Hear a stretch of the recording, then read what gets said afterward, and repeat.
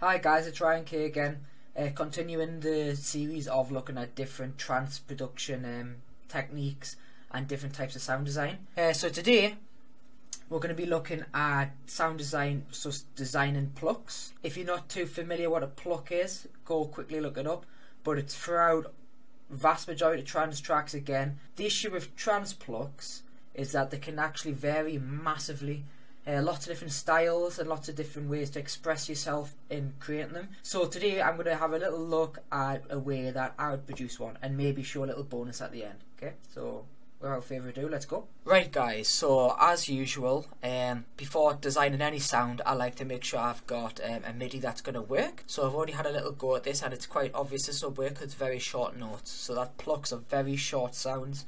Synths just are usually quite a lot of high end in the sound. So as usual, start from an initialized preset, but this time instead of going designing the oscillators, I generally prefer molding the sound first, looking at the envelope of the sound before design the oscillators.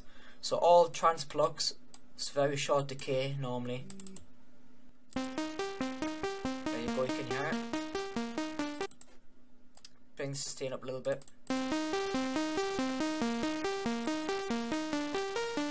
So we've got the pluck sound already, so there's the envelope sorted. So let's go on to the oscillators. So it can vary massively, different styles of plucks that you want, but it's usually between the sawtooth, so this normal default one, Spire, or square wave. Good thing with Spire, you can kind of mix in between them. So that's what I'm going to do today. So I'm going to set up by changing the control knobs, a bit of a square sound, but more towards the top, so it'll sound like this. Again, just put voices at 16 to make sure all the voices come through. I'm going to add 8 voices to this sound. It's up to you how it works. I'm going to make a wide sound, full density. I'm going to drop the detune.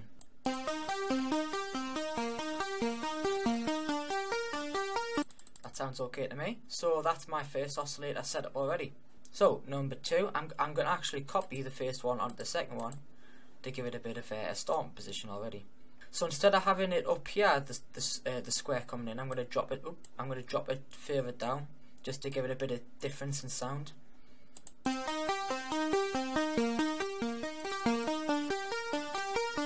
See how it adds more of a bit of a low end to the sound, and that adds a bit more to the high end. I'm going to change it to tune just to make the sound a bit different.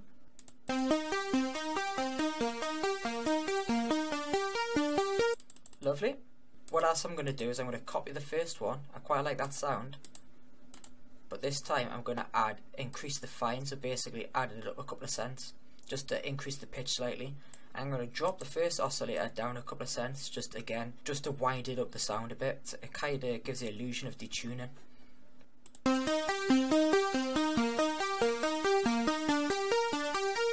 I'm also going to bring this oscillator down just to give it a bit more bass.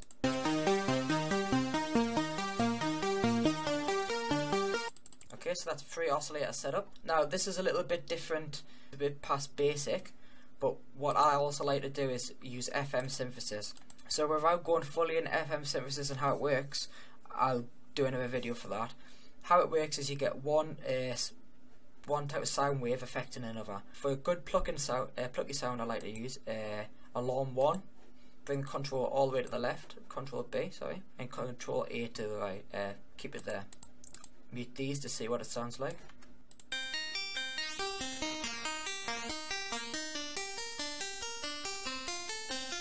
Add some voices. I also want to put oscillator 3 less wide, a bit more narrow, because it's more of a lower octave, so bring the lower stuff more to the middle of the sound stage. Sounds a bit odd at the moment, but hopefully it'll sound pretty good. I didn't explain very well last tutorial, but you want to route another spare envelope to the cutoff. So whenever it's low, the cutoff it brings up the pluck, if that makes sense, or whatever you've got higher, so it has the release, for example. So if you've got this low, it still brings up the decay very short, quickly. Depends how much amplitude you're using. So usually on Spire it's set up quite well that it works as a pluck, like that. So we're going to mess about with the parameters until it gets a sound that you like.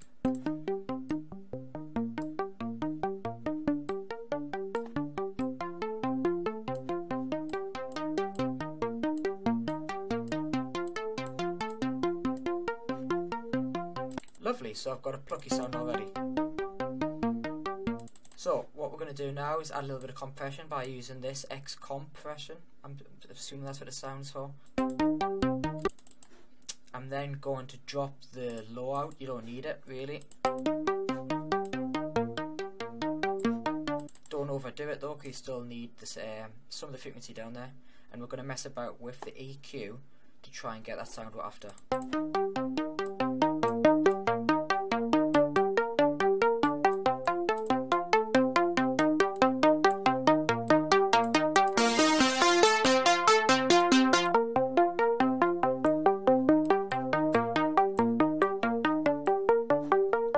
So we've got a little bit EQ going on. So what we're going to do now, a little trick I like to do, take the low cut all the way up so it's only affecting the high end of the sound. Bring the dry wet all the way up so it's just coming through fully from the shaper, so distortion unit, and add a little bit of drive.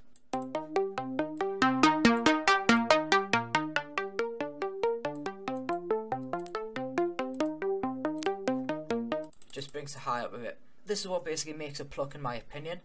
The reverb. So like I said before, fully wet on previous videos, so you know what the reverb sounds like just going through the unit.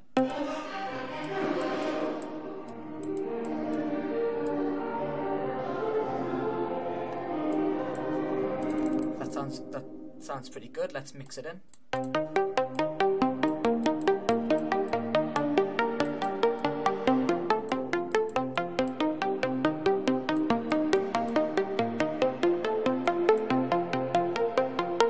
I'm not gonna lie, the reverb in Spire isn't the best, but mess about with it to get the results you want.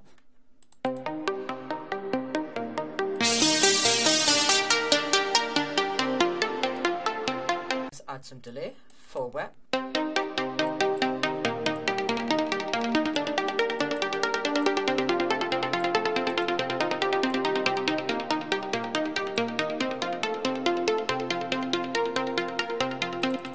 So we've got our sound here now. It sounds pretty good already, but let's add some finishing touches.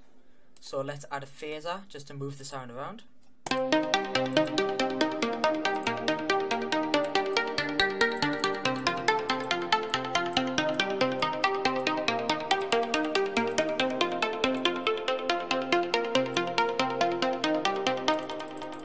And as well as that, another little trick which I showed you in a previous video, let's make sure the attack jumps out very nicely. So as soon as the decay comes up, the high level jumps up.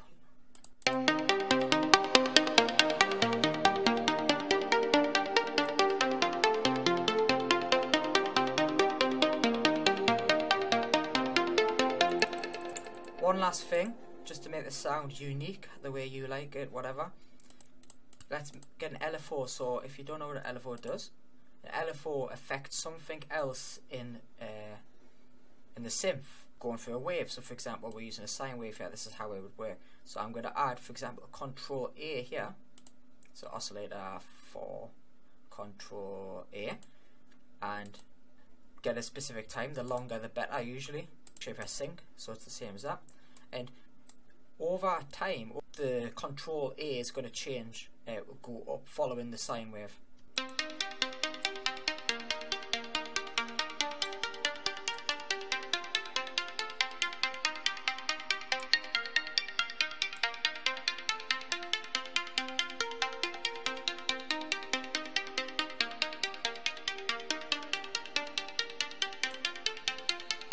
So let's add it all together. So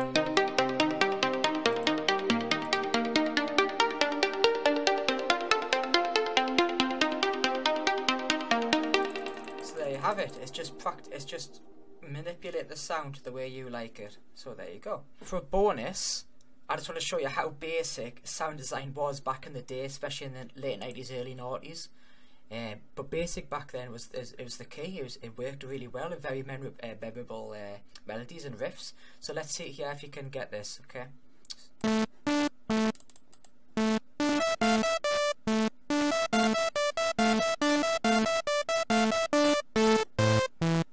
So, PPK Resurrection was an anthem back in the day. All they do to make it is the easiest thing. You leave everything as it is, but instead change the wave to a sine. Put it up an octave. Then what you do, add some reverb. That's it, lots of reverb.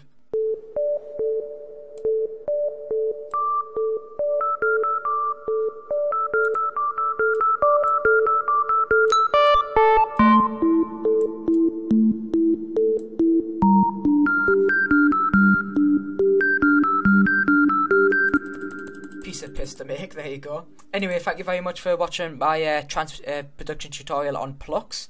Make sure to follow Soundcloud, Twitter, my Facebook page, and subscribe to YouTube just to make sure you can watch all the videos. I try my best to get them out once a week, but life is strange. Stop that. But again, thank you very much guys for watching. See you, bye.